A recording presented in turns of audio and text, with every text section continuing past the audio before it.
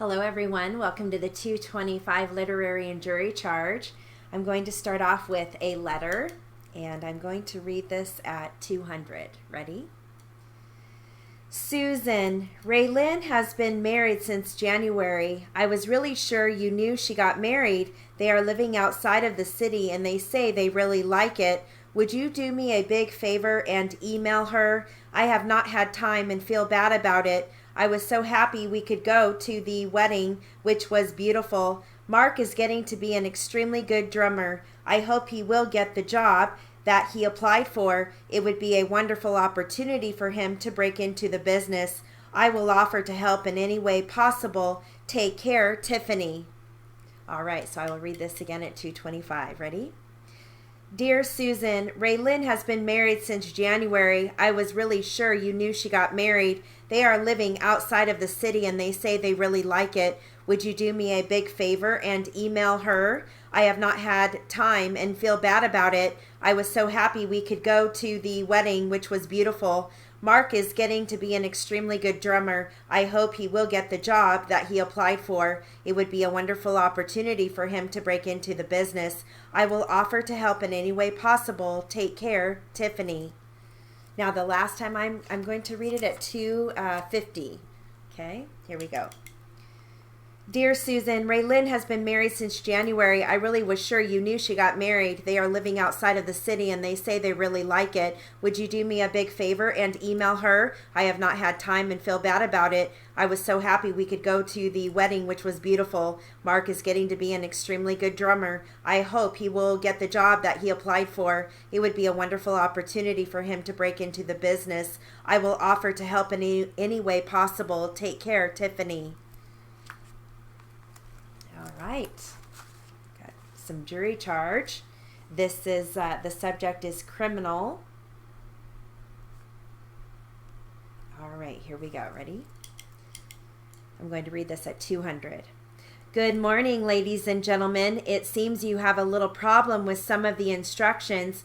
We will try to get that straightened out for you. For the benefit of the alternate jurors who have just joined us, the jury has been having a little problem with some of the instructions, and they have requested a clarification. If you recall, you were given complete instructions with respect to murder, which is basically the unlawful killing of a human being with malice aforethought. It is the murder when there is manifested an intention unlawfully to kill a human being. If you should find that the defendant either personally murdered Mr. Howe or that he aided and abetted the killer in the murder of Mr. Howe, you must then determine whether the murder was of the first or of the second degree. If you look at your instructions, you will see that any willful, deliberate, and premeditated murder is a murder of the first degree also. And now we get into the felony murder rule, which apparently gave you some problem. Any murder committed during the perpetration or attempt to perpetrate the crime of robbery or the crime of burglary, both of which are felonies, is a murder of the first degree, whether the killing was intentional, unintentional, or accidental. That is what is known as felony murder rule. It is a murder committed during the commission or attempt to commit certain felonies. Two of those felonies have been alleged in this case. One is the attempt to commit or the commission of a robbery, and the other is in the attempt to commit or the commission of a burglary, and malice under those circumstances is not required. That is all the felony murder rule is. All right. Going to read from Awaken the Giant Within. This chapter is called The Magnificent Obsession, Creating a Compelling Future. Ready? Are you ready now to have some fun? Are you willing to be like a kid again and let your imagination run wild? Are you committed to grabbing hold of your life and squeezing from it all the power, passion, and juice you know can be yours? Well, many people in life know what they should do, but they never do it. The reason is that they're lacking the drive that only a compelled future can provide. This chapter is your opportunity to let go and dream at the highest level, to brainstorm out the wildest possibilities, and in so doing, to possibly discover something that will really push your life to the next level. It will help you create energy and momentum. if you read this chapter actively instead of passively, if you do the exercises and take action, then the following pages will reward you with a vision for your future that will pull you like a magnet through your toughest times. It's a chapter I'm sure you'll love returning to again and again anytime you need renewed inspiration for your life. This is your chance to really have some fun and experience your true passion. What I'm going to ask you to do in the next few pages is to unlock your imagination, to throw all common sense to the wind and act as if you're a kid again, a kid who can literally have anything he wants, a kid who has only to express his heart's desire, and it will instantly be his. Do you remember the Arabian tales known collectively as the 1001 Nights? Can you guess what my favorite story was? That's right, Aladdin's lamp. I think all of us at one time or another have longed to get our hands on that magic lamp. All you have to do is rub it, and a mighty genie appears in order to carry out your wishes. I'm here to tell you that you possess a lamp that is not limited to a mere 3 wishes. Now it's time for you to grab hold of this powerful force within you. Once you decide to awaken this giant, you'll be unstoppable in creating mental, emotional, physical, financial, and spiritual abundance beyond your wildest fantasies. Whether your dreams materialize instantly or take shape gradually over time, know that the only limit to what you can have in your life is the size of your imagination and the level of your commitment to making it real. Giant goals produce giant motivation. So often I hear people say, Tony, where do you get your energy? With all that intensity, no wonder you're so successful.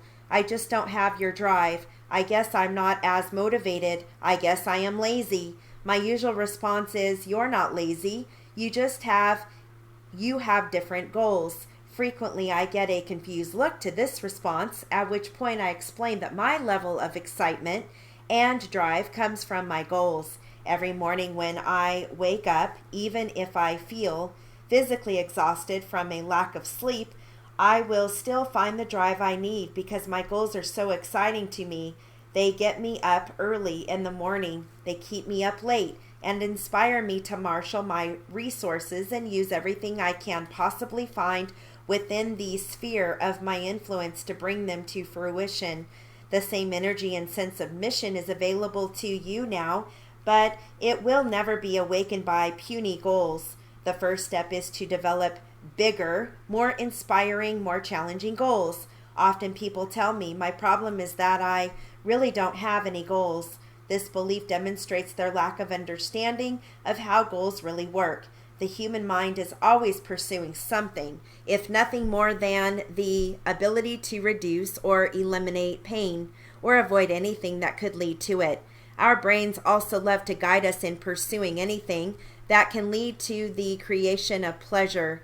We all have goals. The problem, as I've stressed in virtually every chapter so far, is that we are unconscious of our use of these resources.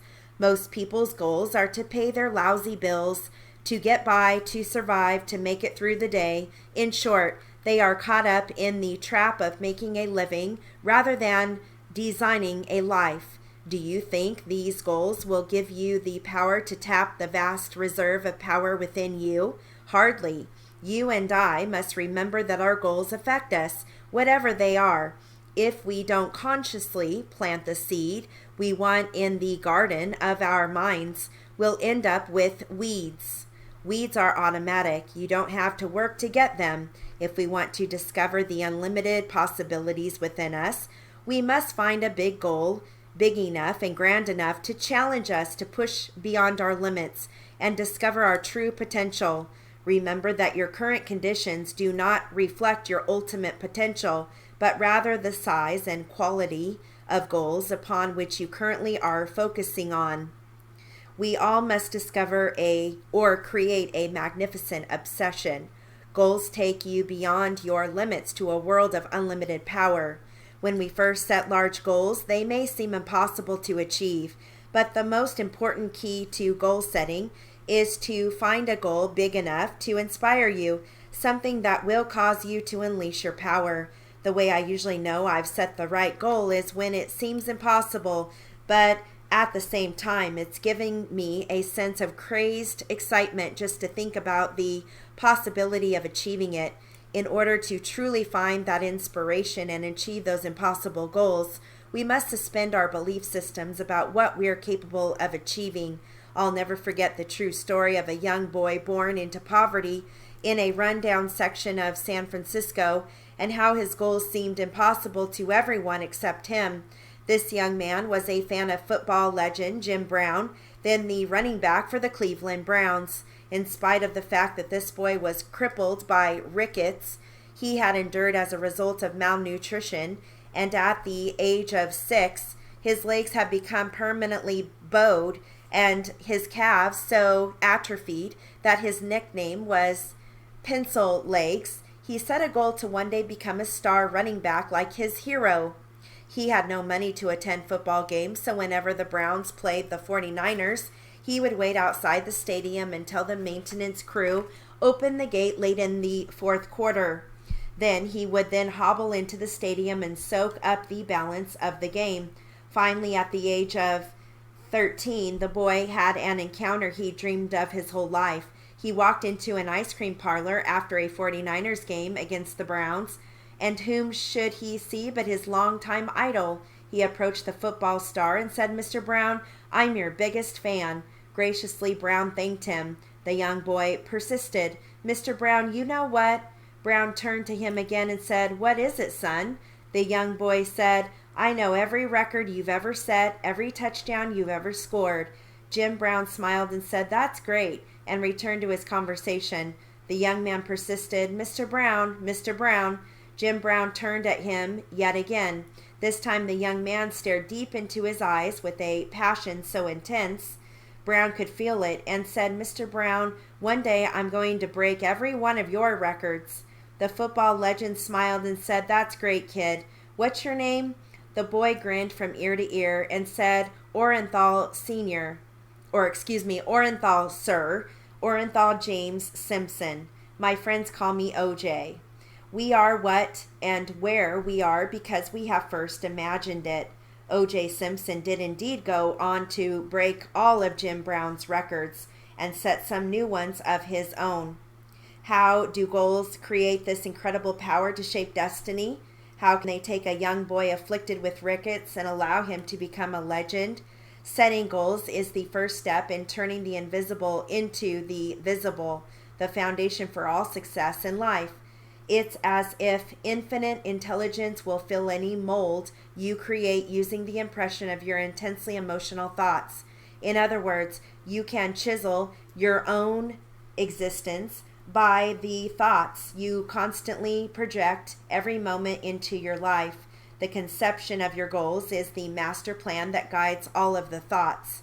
Will you create a masterpiece or interpret life through the paintings of others? Will you put out a thimble to collect your life's experiences or a giant rain barrel? The answers to these questions have already been given by the goals you consistently seek. Turning the invisible into the visible. Look around yourself right now. What do you see? Are you sitting on a sofa surrounded by fine art, or watching a big screen television employing the latest technology or laser disc? Or are you seated at a desk that holds a telephone, computer, and a fax machine? All of these objects were once just ideas in someone's mind. If I had told you 100 years ago that invisible waves from around the world could be pulled from the air and fed into a box to generate sounds and pictures, wouldn't you have considered me crazy? Yet today, just about every home in America has at least one television set. The average is 2. Someone had to create them, and in order for that to happen, someone had to envision them with clarity. Is this true only of material objects? No, it also applies to all kinds of activities and processes. The reason a car works is that some enterprising individuals figured out how to harness the process of internal combustion. The answer to our current energy challenges will lie in the imagination and resourcefulness of today's physics and engineers. and the resolution to our social crisis, like the alarming spread of racial hate groups, homelessness, and hunger, can only be addressed with the inventiveness and compassion of dedicated individuals like you and me. Why doesn't everyone set goals? You might be thinking right now, well, this all sounds so inspirational, but surely just setting a goal doesn't make it happen. I couldn't agree more with you. All goal setting must be immediately followed by both the development of a plan and massive and consistent action toward its fulfillment. You already have this power to act. If you haven't been able to summon it, it's merely because you have failed to set goals that inspire you. What is holding you back? Surely you've been exposed to the power of goal setting before reading this book, but do you have a list of clearly defined goals for the results you will absolutely produce in your life mentally, emotionally, physically, spiritually, and financially? What has stopped you from many of the unconscious fear of disappointment? Some people have set goals in the past and failed to achieve them, and as a result of their disappointment and their fear of future pain, they stop setting goals. They don't want to have any expectations that could be dashed. Other people set goals but abuse themselves by tying their entire level of personal happiness to their ability to achieve goals that may be outside their control, or they lack the flexibility to notice that as they move in the direction of their goals, there are better, more worthy goals all around them. The process of setting goals works a lot like your eyesight. The closer you get to your destination, the greater clarity you gain, not only on the goal itself, but the details of everything around it. Who knows? You may decide that you like one of those other possibilities even better, that it inspires you even more, and go for that one instead. In fact, sometimes, as we'll talk about it more later, failing to achieve your goal actually draws you closer to your life's true purpose. The drive to achieve and contribute comes in many forms. For some people, it's spawned by disappointment or even tragedy. For others, it's fueled simply by the stark realization one day that life is passing them by, that the quality of their life is lessening with each passing moment. For some, inspiration is the source of their motivation, seeing what's possible, anticipating the best possible scenario, or realizing that they're in fact making significant progress can help them to develop tremendous momentum to accomplish even more. Often we don't realize how far we've come because we're so caught up in the process of achieving. A good metaphor for this is when a friend tells you how much your son or daughter has grown, and you say with honest surprise, "Really? It's been happening right under your nose, so you failed to notice it." It's even tougher to see your own growth, so I'd like to share with you a simple process. Please take a moment to do it right now. It will assist you in tapping one or both of the above described forces of motivation. Yesterday, today, and tomorrow. Sometimes it's easy to lose track of just how far you've already come, or just how far you still need to go in life. Use the following pages to make an accurate assessment of where you stood in these 10 critical areas of life 5 years ago. Specifically, next to each of the categories, give yourself a score on a scale from 0 to 10. 0 meaning you had nothing in this area, and 10 meaning you were absolutely living your life's desire in that category. The second step after giving yourself a score is to write a sentence next to each category to describe what you were like back then. For instance, 5 years ago, what were you like physically?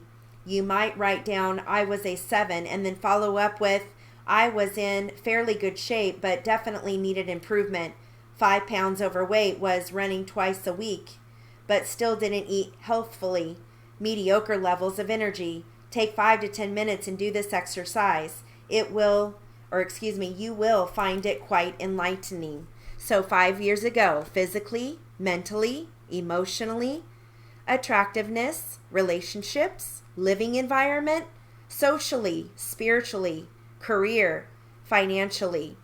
Then you're going to put a score next to it and a sentence. Now, for contrast's sakes, let's see how far you've come or failed to come in each of these categories. Answer the same questions based on today. In other words, first give yourself a score of 1 to 10 of where you are today in each of these categories, and then write a sentence or two describing what your like in each of these categories today. So today, physically, mentally, emotionally, attractiveness, relationships, living environment, socially, spiritually, career, and financially. Give it a score and then write a sentence next to it. What have you learned by doing this so far? What distinctions have you made? Have you improved more than you realized in some categories? Have you come a long way? That feels great, doesn't it? If you haven't come as far as you would have liked, or if you think that you were doing better 5 years ago than you are now in some areas, that's a great message too, one that may drive you to make changes before many more years pass you by. Remember, dissatisfaction can be a major key to success. All right. And I've got one more. I know we're out of time, but I just got one more that I want to give you. This is land description. We're going to end with land description. Here we go. Ready? The owner's names and the description of the land and properties which will be benefited or damaged by the construction of said lateral concrete are as follows, to wit: Joseph Davis, Southeast 1/4, Northwest 1/4, Section 19, Township 113, Range 40, Northeast 1/4, Northwest 1/4, Section 19, Township 113, Range 40. Brian Hansen, Northwest 1/4, Southwest 1/4, Section 19, Township 113, Range 40. Casey Lee, Northeast 1/4, Southwest 1/4, Section 19, Township 113, Range 40. Macy Aldrich, Northwest 1/4, Northwest 1/4, Section 30, Township 113, Range 40. Northeast 1/4, Northeast 1/4, Section 25, Township 113, Range 41. Adam and Josephine Beckwith, Northwest 1/4, Southwest 1/4, Section 30, Township 113, Range 40. Mason and Tracy Anderson, Northeast 1/4, Southeast 1/4, Section 24, Township 113, Range 41. Scott J. Snyder, Northwest 1/4, Northeast 1/4, Section 25, Township 113, Range 41. Hector Loomis, Southwest 1/4, Northeast 1/4, Section 25, Township 113, Range 41. And then my very last piece for you is going to be straight matter. It's one paragraph. I'm going to read this at 2:25. Okay, here we go. Driving can be hard if the road is wet or covered with ice or snow. Stopping distances are increased when these hazardous driving conditions exist. When you are driving under these hard conditions, remember that it will take you longer to stop and that heavy braking may result in losing control of your car. If the surface is slippery, avoid any quick movements of the steering wheel. When you apply the brakes, pump steadily and evenly to avoid locking the wheels. Slow down and allow extra stopping time. It just takes a split second to lose control of your car, so be sure that your mind does not wander. You need to keep your attention concentrating on your driving. You should not be tense, but you should be fully aware that what you are doing is driving a lethal weapon. Okay, so that concludes our literary and jury charge for the 225 class.